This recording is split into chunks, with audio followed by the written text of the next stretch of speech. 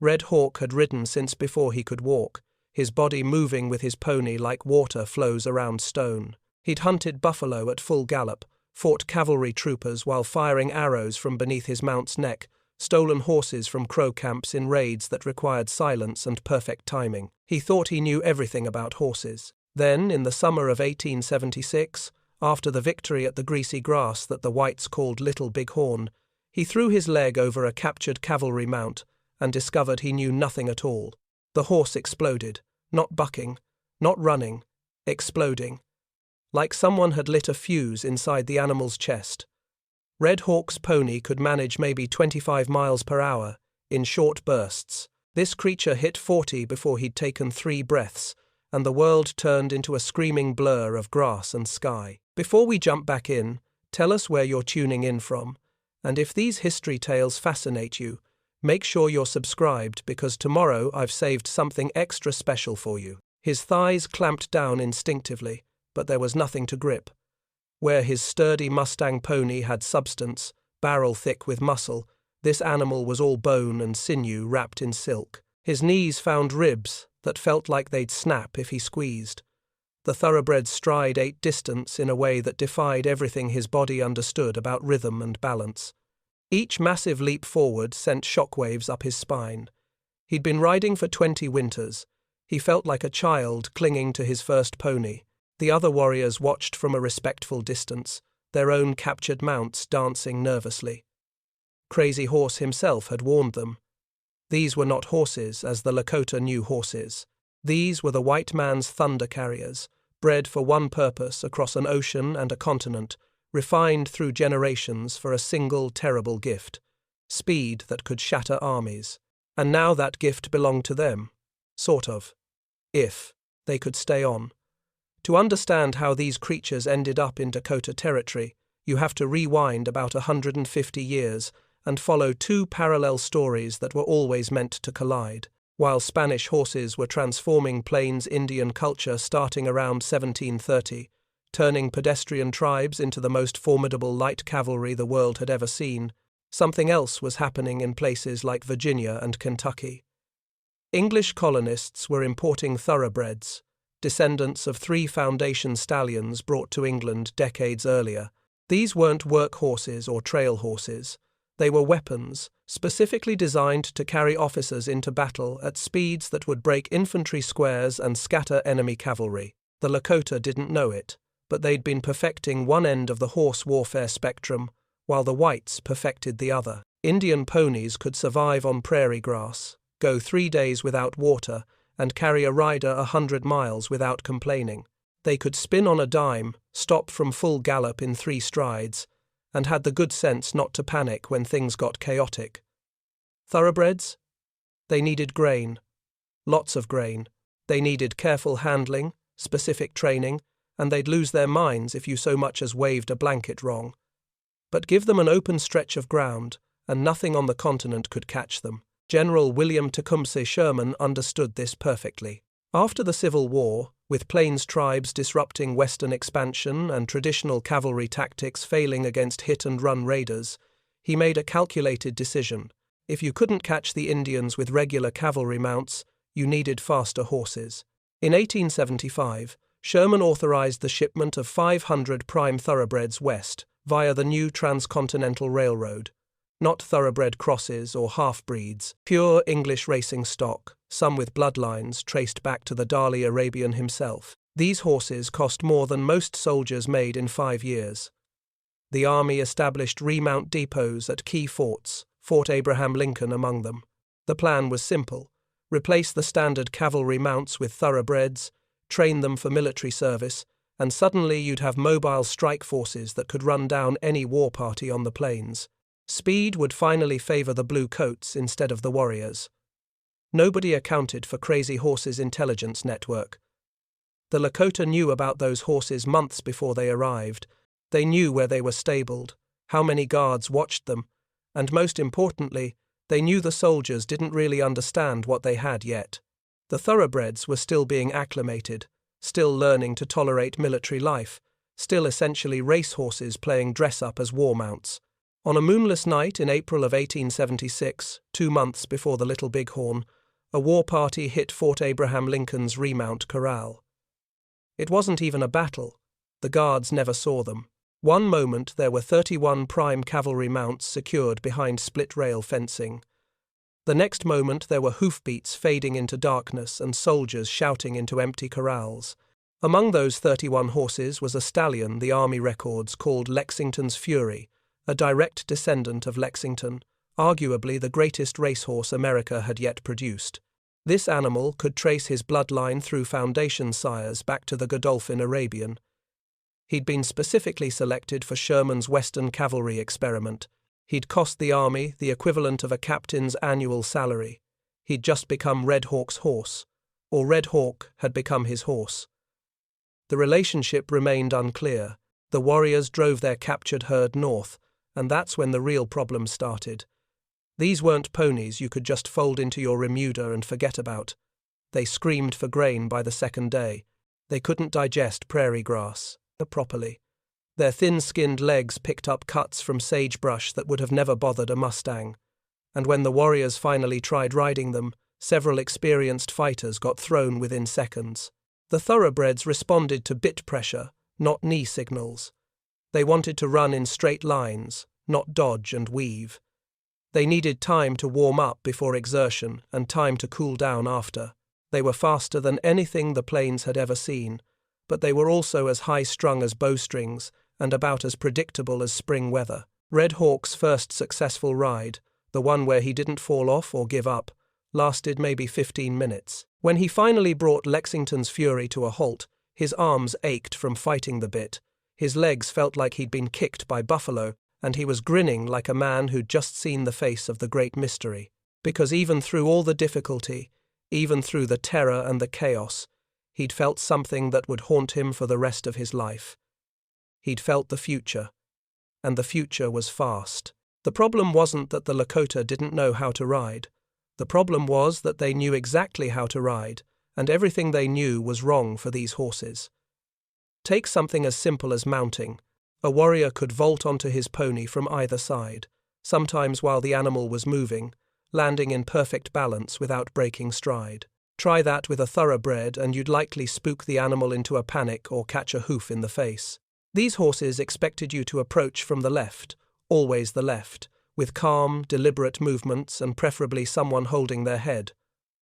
Or consider the basic mechanics of riding. For generations, Lakota boys learned to become one with their ponies, guiding them through subtle weight shifts and knee pressure, keeping their hands free for bow or lance. The Mustang ponies responded beautifully to this.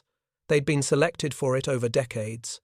But thoroughbreds had been trained on English bridles with severe bits, expecting clear commands through the reins. Ignore the reins and they'd do whatever they wanted, which usually meant running until they couldn't run anymore.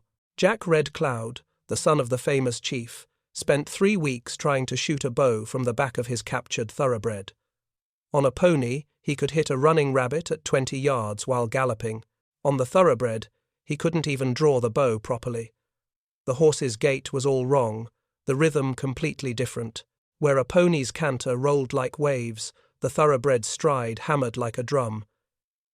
Everything was higher, faster, more violent. His shots went wild, his arms ached, and the horse, sensing his frustration, became more agitated with each attempt. The elders watched this struggle with growing concern. Some of them had lived through the first arrival of horses to the plains, back when their grandparents told stories of the mysterious elk dogs that came from the south. That transformation had taken time, patience, and wisdom passed between generations. This felt different. This felt like trying to tame lightning itself. High Bear, a warrior known for his patience with difficult horses, took a different approach. Instead of forcing the thoroughbreds to adapt to Lakota methods, he studied how the captured cavalry saddles worked, how the stirrups changed a rider's balance, how the bits communicated through metal instead of rawhide.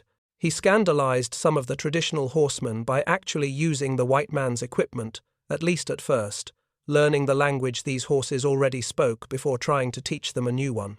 It was humiliating for warriors who'd built their entire identity around horsemanship. Imagine being a fighter pilot who'd mastered every aircraft in the inventory, then being handed something from 50 years in the future and told to figure it out. The thoroughbreds weren't just faster. They were different in fundamental ways that challenged everything these men had spent their lives perfecting. And then there was the resource crisis. A Mustang pony could survive, even thrive, on prairie grass and whatever water it found. It was essentially solar-powered, converting grass into energy with remarkable efficiency. A thoroughbred needed grain. Specifically, it needed oats or corn, several pounds per day, or it would literally eat itself from the inside out, burning through muscle trying to maintain that explosive metabolism. The Lakota didn't farm grain. They were nomadic hunters. Getting enough corn or oats to feed 31 thoroughbreds meant raiding supply wagons, trading with agricultural tribes, or watching their magnificent captures slowly deteriorate. Each thoroughbred needed roughly 3 times the resources of a regular pony. Do the math. Keeping those 31 horses fed meant diverting resources that could have sustained 90 ponies. This created new social dynamics that rippled through the bands. Warriors who'd captured thoroughbreds but couldn't maintain them had to make difficult choices. Some traded their prizes for multiple ponies, a practical decision that nonetheless felt like admitting defeat. Others formed partnerships, sharing grain resources and knowledge. A few wealthy warriors with large pony herds began trading surplus horses for grain from tribes to the east, becoming early logistics specialists in what was essentially a supply chain revolution. But some warriors looked at their captured stallions and their mares and had a different idea entirely. What if you didn't try to force the thoroughbreds to become like ponies, and you didn't try to make ponies become like thoroughbreds? What if you combined them? In hidden canyons in the Badlands, away from both army patrols and conservative elders who considered such breeding sacrilege, experimental matings began. Captured thoroughbred stallions, including Lexington's Fury, covered carefully selected Indian mares. Not just any mares, they chose the toughest, smartest, most sure-footed ponies in the herds. Mares that had proven themselves on long hunts, in hard winters, across brutal terrain. The goal was to create something that had never existed. A horse with thoroughbred speed and Mustang hardiness. A horse that could eat grass when grain wasn't available, but could also digest grain efficiently when it was. A horse with the explosive acceleration of English breeding but the practical sense and durability of plain stock. The first foals arrived in spring of 1877. About 40 were born that season in various hidden camps. They were strange-looking creatures, taller than their mothers but more compact than their sires, with legs that seemed too long and heads that seemed too refined. They nursed from tough prairie mares, while their fathers, nervous thoroughbred stallions barely adapted to plains life, paced the makeshift corrals. Nobody knew if the experiment would work. Horse breeding isn't simple arithmetic where you add 2 sets of traits and get predictable results. Sometimes crosses produce the worst of both parents instead of the best. Sometimes they produce sterile offspring. Sometimes they produce animals that look promising but break down under stress. These foals represented something more than breeding experiments, though. They represented the possibility of synthesis, of 2 cultures creating something new rather than destroying each other. If the hybrid horses worked, if they proved as fast as their fathers and as tough as their mothers, then maybe there was a future where the knowledge of 2 horse traditions could coexist. But time was running out. By summer of 1877, the war was effectively over. Crazy Horse had surrendered. Sitting Bull had fled to Canada. The remaining free bands were being hunted down systematically, and the army wanted those horses back, not because they needed 31 cavalry mounts, because those horses represented something dangerous, proof that the Indians could adapt, could take the white man's advantages and make them their own. The warriors who'd spent a year learning to master these difficult animals, who'd figured out hybrid training techniques and started breeding programs, who'd revolutionized their logistics and their riding styles, now faced an impossible choice. Surrender the horses and lose everything they'd learned, everything they'd built, or run, knowing there was nowhere left to run to. And those 40 hybrid foals, those impossible combinations of English racing blood and Spanish Mustang spirit, were growing stronger every day in hidden canyons, unaware that the world they were born into was already disappearing. Fort Robinson in northwestern Nebraska wasn't built to be a killing ground. It was a military outpost, a supply depot, a place where surrendered bands were supposed to transition peacefully to reservation life. But in January of 1879, it became the site of one of the most heartbreaking moments in Plains Indian history, and most people have never heard about the horses. Everyone knows the story of the Cheyenne outbreak, how Dull Knife's band tried to escape back to their homeland, how they were recaptured and held in an unheated barracks in the middle of winter. What doesn't make it into most history books is what happened in the corrals while human tragedy unfolded in the barracks. The army had been systematically confiscating horses from surrendered bands for over a year. The official policy was to take all horses, except a few inferior animals barely suitable for reservation farming. The real policy was to break the Plains tribes by destroying their horse culture entirely. At Fort Robinson, they'd accumulated over 900 horses from various bands: Cheyenne horses, Lakota horses, Arapaho horses. Each one represented not just transportation but identity, wealth, family history. Among those 900 were perhaps a dozen thoroughbreds or thoroughbred crosses that had been captured at Little Bighorn and other skirmishes. The army wanted these horses back desperately, not for their utility but for the humiliation of it. Sherman himself had inquired about the fate of Lexington's Fury and the other prime cavalry stock, finding them mixed into a corral of Indian ponies, learning they'd been bred with Mustang mares, that hybrids existed carrying thoroughbred bloodlines crossed with native stock. This was intolerable, but identifying which horses were which had become impossible. The warriors had been careful.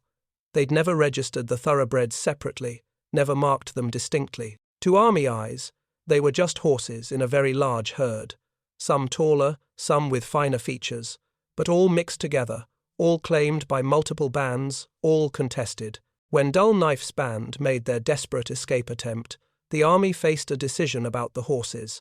They couldn't sort through 900 animals to find a few thoroughbreds. They couldn't release them because mounted Indians, even defeated ones, were dangerous. They couldn't keep them because feeding that many horses through winter was expensive and the tribes they belonged to were either gone or scattered. The order came down on a bitter cold morning. Shoot them all. It took most of a day. Soldiers worked in shifts because the noise and the blood and the screaming of dying horses broke even hardened cavalrymen. They started with the obviously sick or injured animals, which was merciful in its way.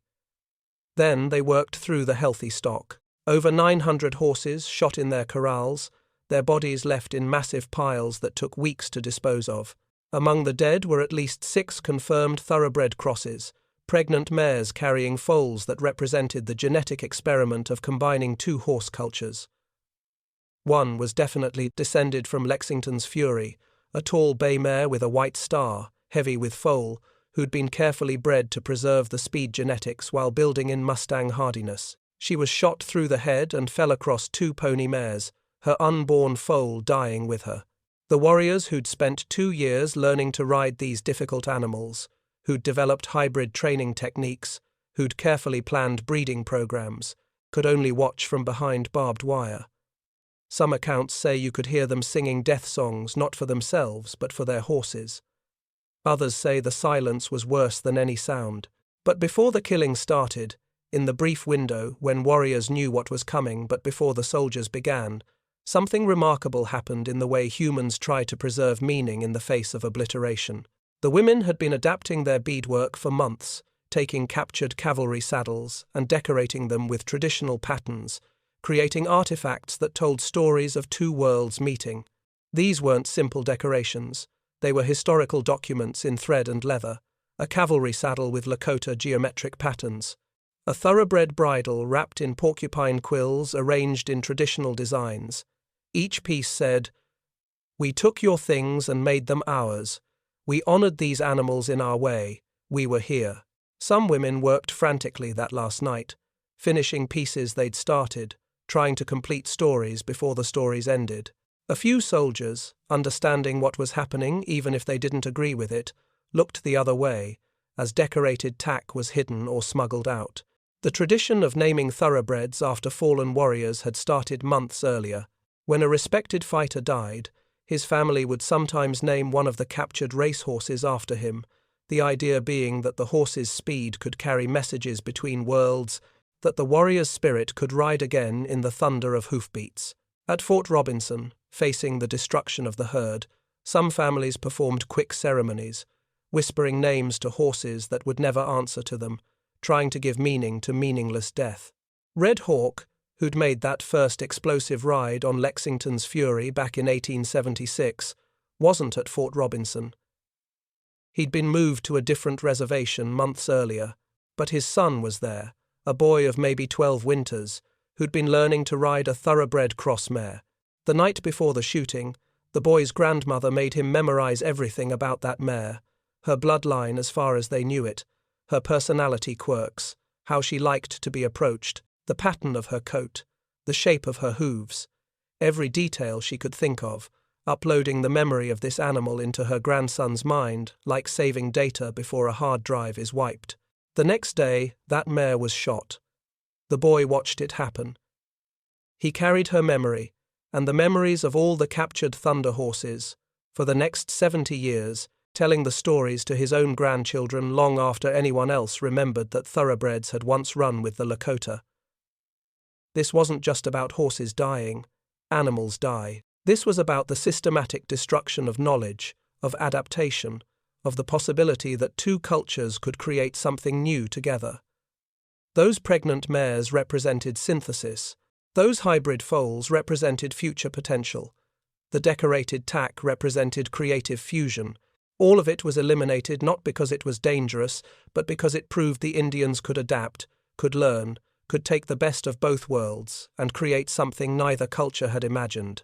The army distributed some confiscated horses to white settlers before the massacre, selling prime animals for almost nothing to farmers who needed work stock.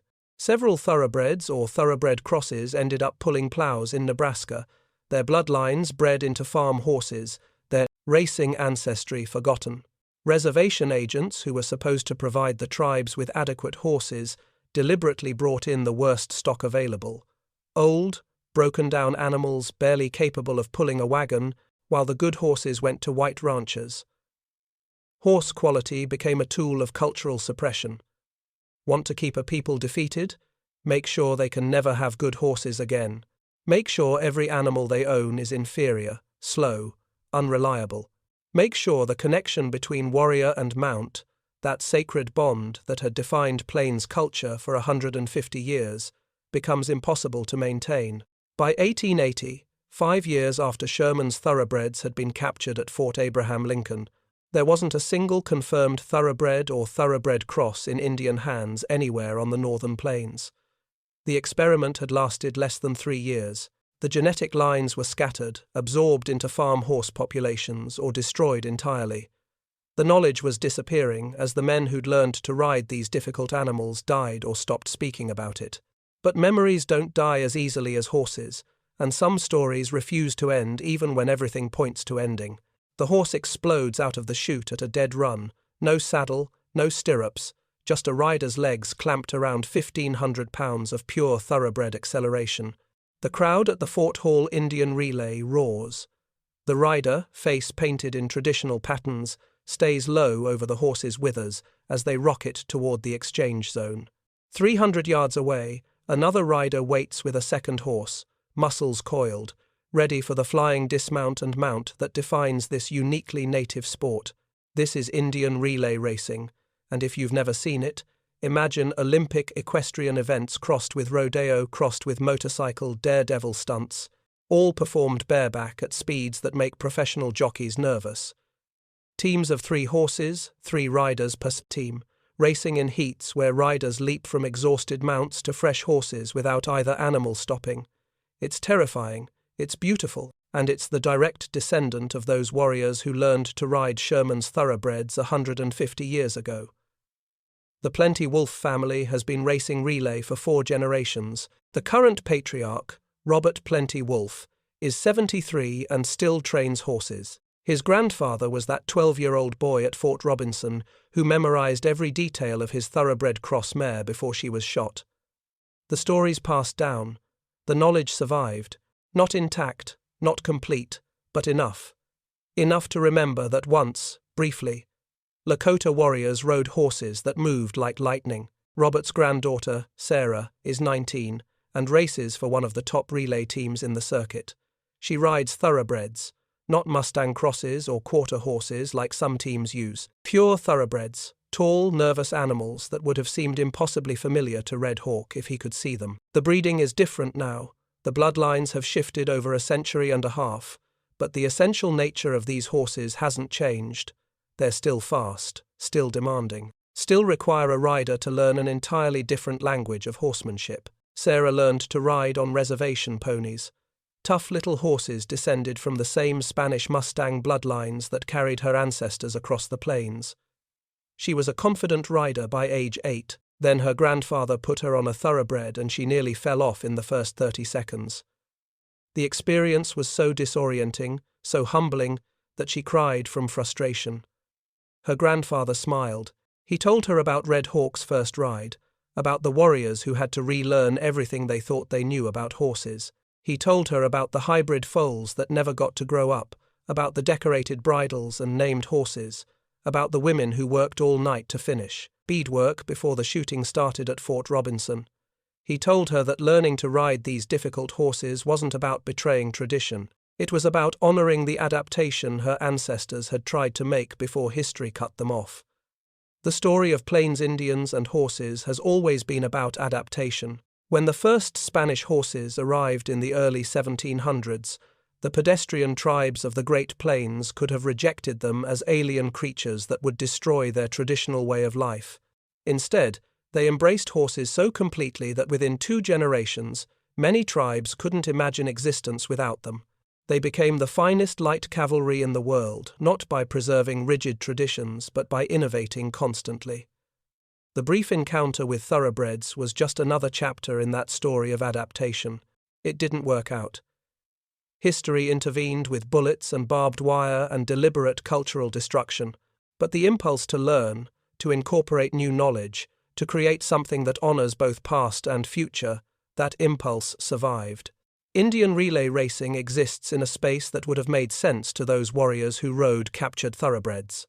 It uses white man's horses racing on white man's tracks, but the riding style, the team dynamics, the spiritual preparation, these are purely native. Riders paint their faces like warriors going into battle. They race bareback like their ancestors, but they're racing thoroughbreds at speeds that would satisfy any Kentucky breeder. Some purists argue this isn't traditional.